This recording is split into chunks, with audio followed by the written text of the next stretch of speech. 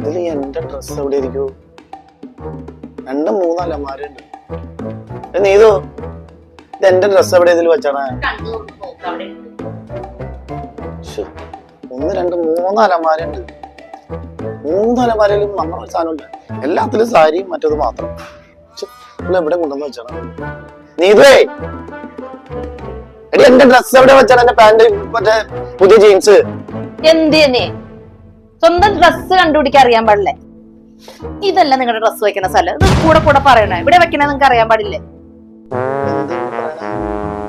ഇത്ര അലമാരി ഇട്ടിട്ട് ഈ പാത്രത്തില് എന്റെ സാധനം.